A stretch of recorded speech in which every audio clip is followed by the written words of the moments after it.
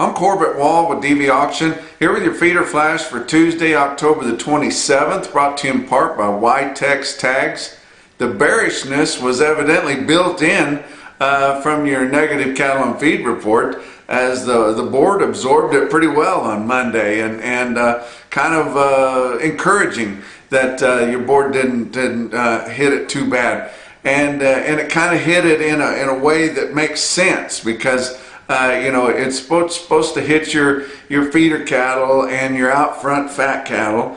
Shouldn't have anything to do with your current fed cattle or your way out front feeder cattle, and that's just about the way the board reacted. So we kind of feel like something made sense for a change, even though we're disgusted with the crash that the cattle market took last week. We feel like we've kind of got some feet under us again, at least, and kind of shaking our head off and maybe taking another run at it. But I tell you what, it's still tough out there, and we'll talk about how the week opened up here in just a second.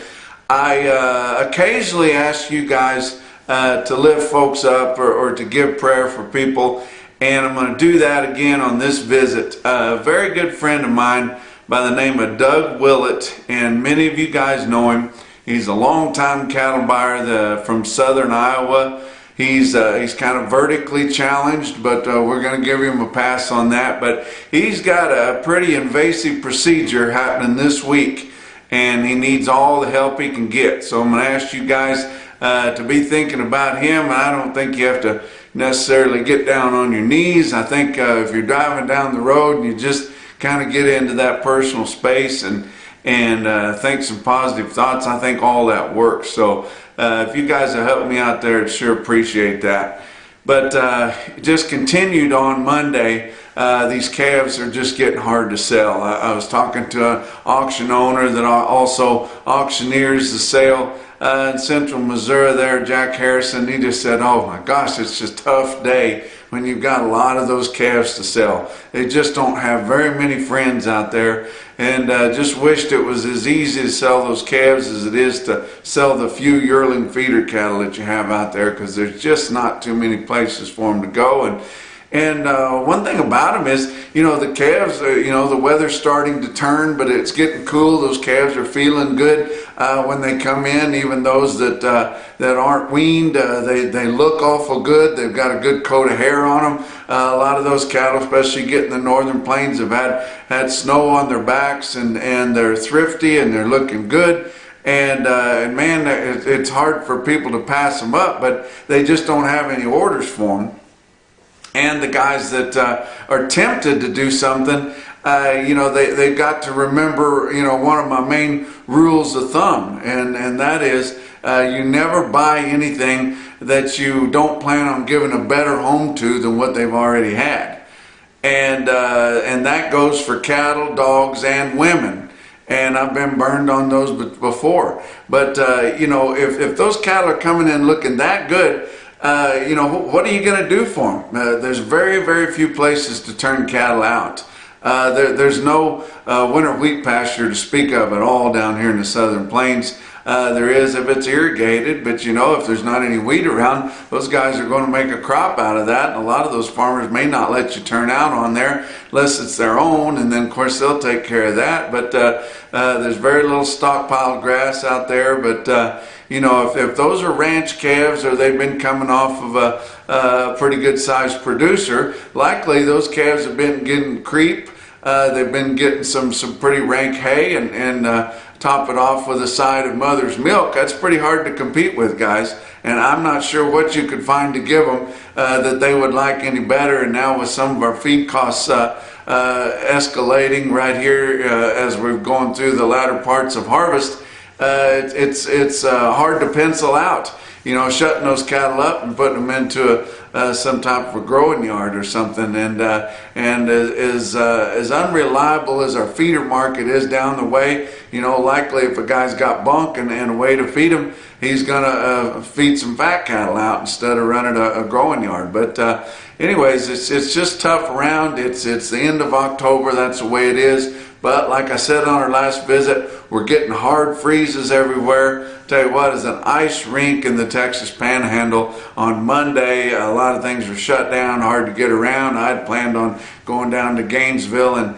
and videoing some cattle for Lone Star Angus. And it's just, you know, it's going to take at least twice or three times as long to get down there. Going to be miserable while we were there. Cattle were going to look like hell. So we're just going to wait and do it when the weather clears up a little bit. But that's, you're just having to kind of put things off. But we're going to have plenty of hard freezes. This weather is turned. Probably going to, you know, and it is, especially in the southern plains, going to get back up in the 70s here latter part of this week. But I don't think we're probably going to see any of the 90s and things like that. And we're getting a little bit of moisture, albeit a wintry mix, but it is going to kind of settle the dust a little bit.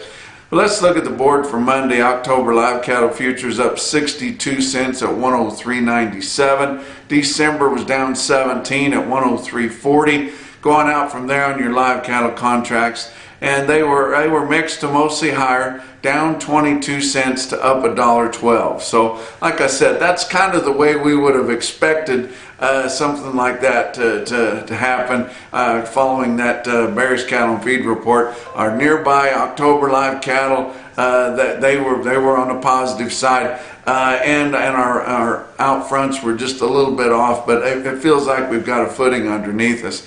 October feeder cattle up 17 cents at 133.70. Going out front for a little ways, November was up 92 cents. So October feeder cattle just minimally up, and like I said, that bearishness was likely built in, as oversold as those feeder cattle contracts were from last week. You know, even though we had a bearish cattle on feed report, it didn't take things down any further.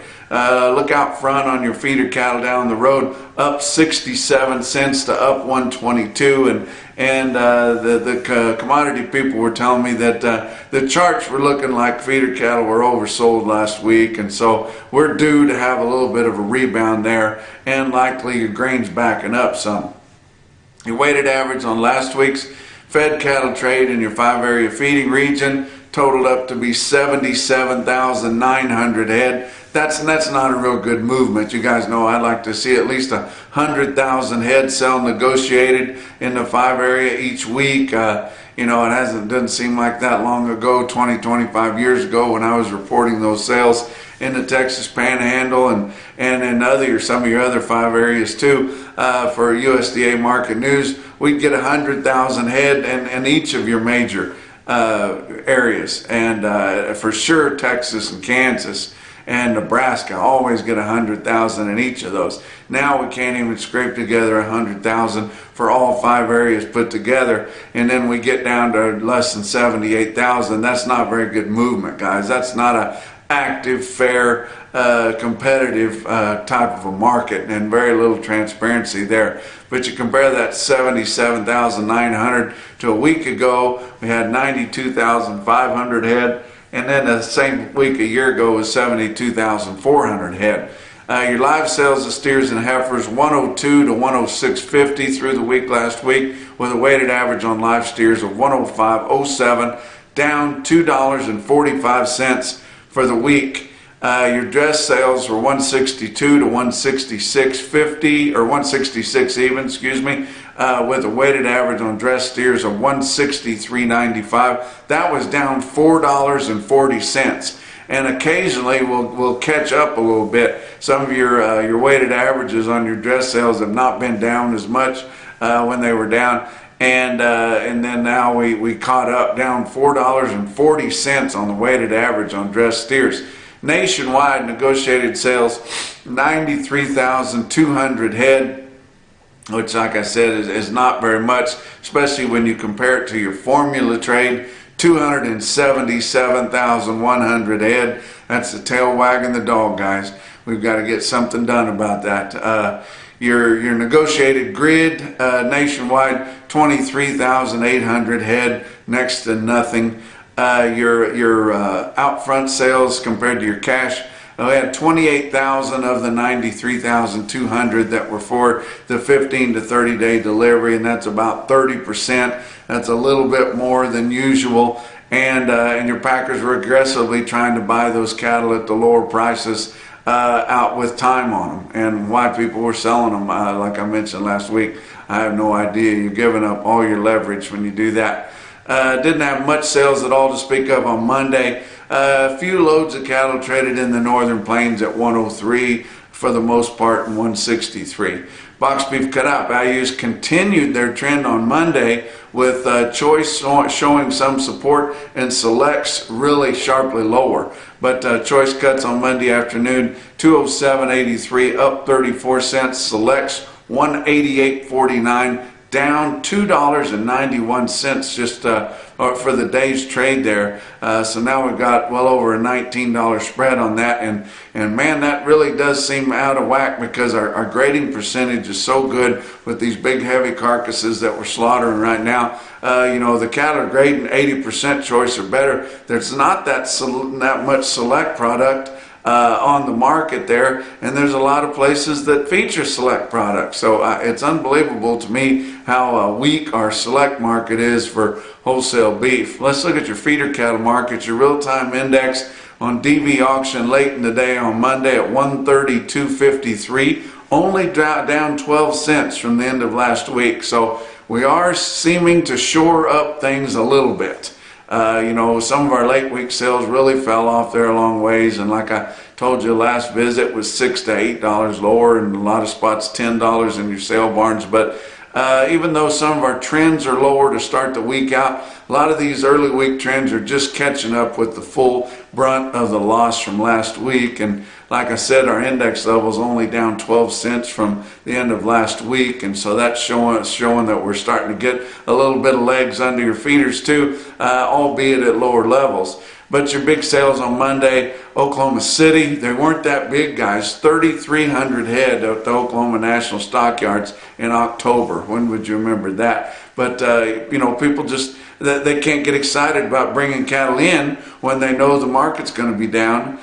Selling them at lower prices. And then they also had quite a bit of weather too. I mentioned down the southern plains, a lot of ice. They actually started the sale an hour late, which wouldn't be a big deal to a lot of sale barns, but Oklahoma City runs a pretty rigid schedule there, and they generally always start 8 o'clock in the morning. But they were an hour late getting started there due to the slick roads and people not being able to get in there to work and get cattle in. But 3,300 head, Oklahoma National Stockyards. Feeders were $3 to $5 lower. Calves had a lower undertone, but not really well tested.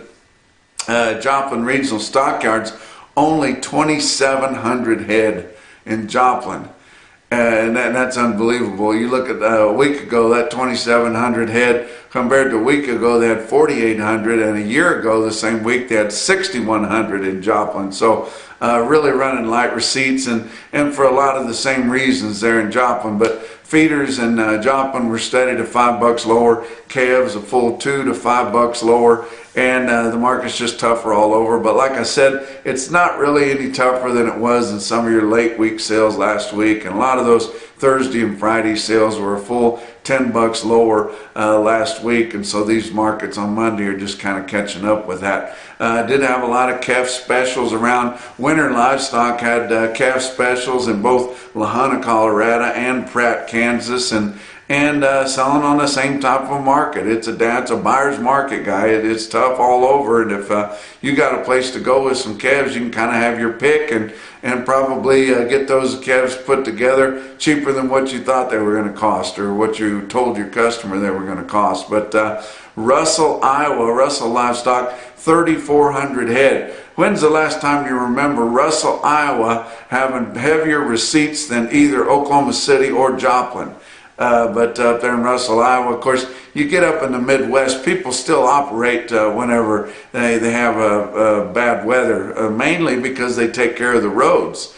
You get down there in the southern plains, our taxes are higher, and they don't take care of the roads. They seem like they just have one dump truck full of salt and gravel, and they didn't use it there right at the big intersections, and the rest of it you're on your own. But up in the Midwest, where I spent a lot of my life, you could have some pretty bad weather and you could still get around pretty well, but you sure can't in the southern plains. But Russell, Iowa, 3,400 head there.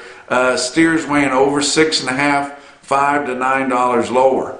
Your lighter weight steers were steady to $3 higher. Heifers were mostly $5 to $10 lower, and that was a 2-week trend because they didn't have a big feeder run a week ago. So that's getting the full brunt of the last 2 weeks, and it was sure that much lower everywhere. But give you several quotes around the circuit. How about Central Oregon Livestock in Madras, Oregon there? That's 53 head.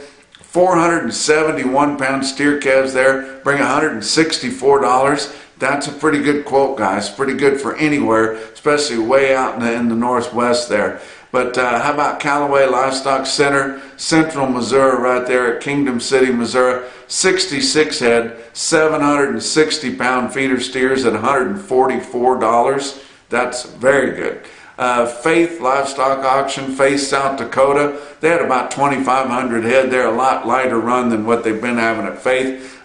Same kind of a deal. They've been having bad weather and the market's down, so people couldn't get too excited about bringing them in. But calves were sure $2 to $4 lower than a week ago. But how about this quote here on some 103 head, 535 pound steer calves, bring $159 in Faith. Russell, Iowa, I told you about them earlier, but the big quote for the day, higher than anywhere that I saw, 63 head, 872 pound yearling feeder steers in Russell, Iowa, bring $140 and a quarter. And that's your feeder flash for Tuesday.